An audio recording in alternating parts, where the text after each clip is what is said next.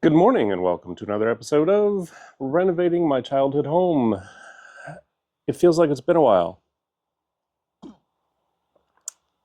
So let's maybe do a recap. I feel like I'm always doing recaps. I'll try and make it quick.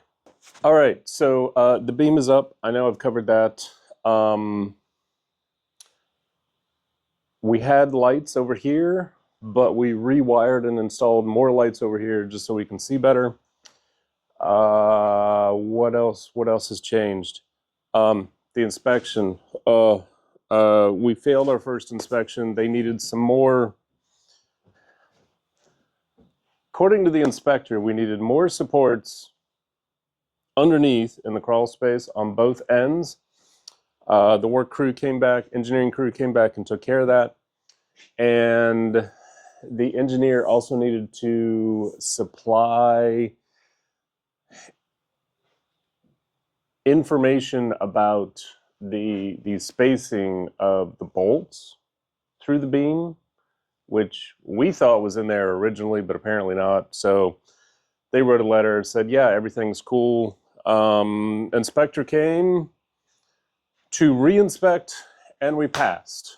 Oh, I'm so happy we passed. So up next, I learned this from a friend's husband that does construction. Let me show you. I think it's kind of cool. Let me show you. So he would always write on the drywall. So I'm writing on the back of the drywall. So we still need to frame, and we still need to do electric and plumbing, and then we get an inspection.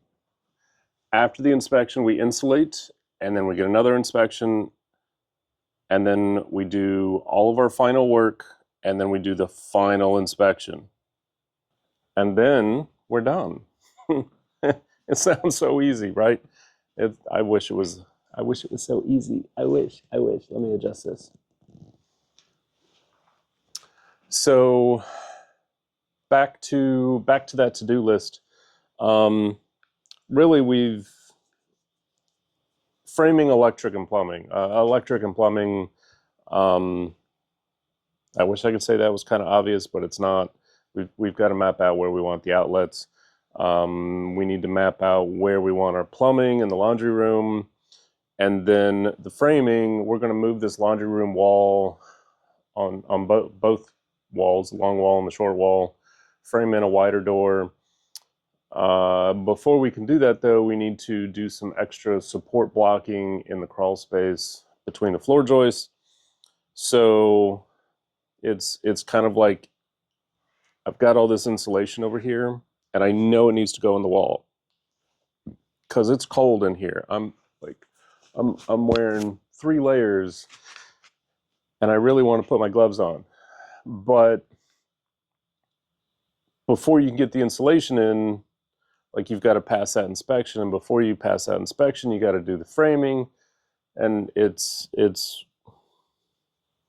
a process, and it makes sense in my head, but sometimes I forget, and that's why I wrote it down. So yeah, let's go see if I forgot anything already this morning. We have inspect the ceiling bays. Yeah, so there's some trash up here I want to get rid of. There's, you know, some extra wood that maybe doesn't need to be up there. And then we may adjust these ceiling joists up here, especially on this side, because they may or may not be level the way we want. Dad did yesterday, he put up, gosh, that's really hard to see. Maybe if I come over here to the end, you can see he put, this is the end of these drywall shims that he put up yesterday. Just really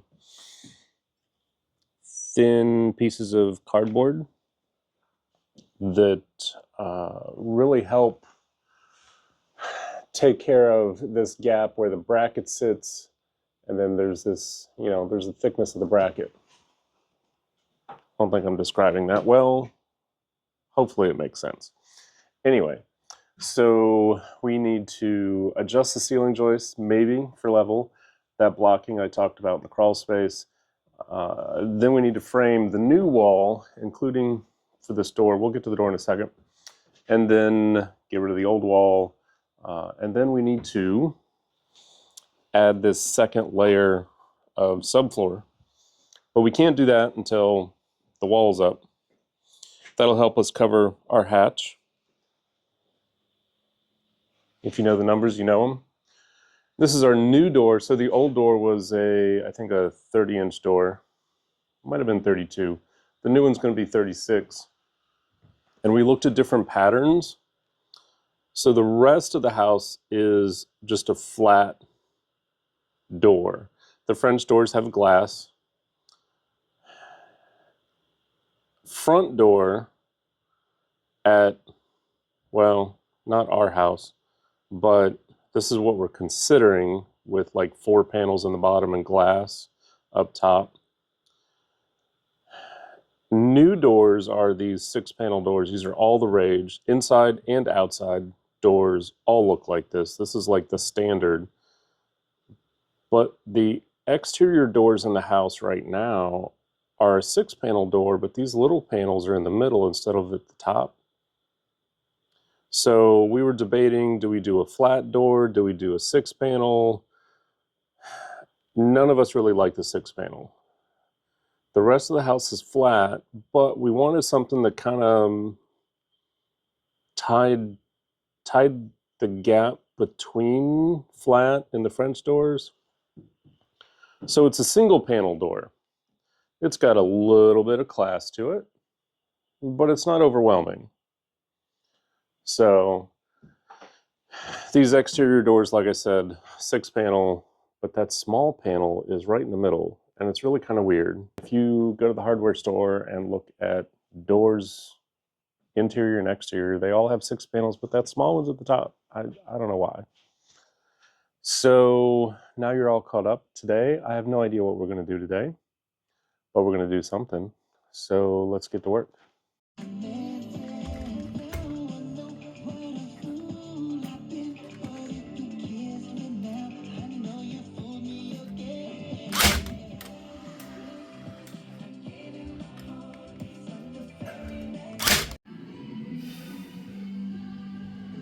And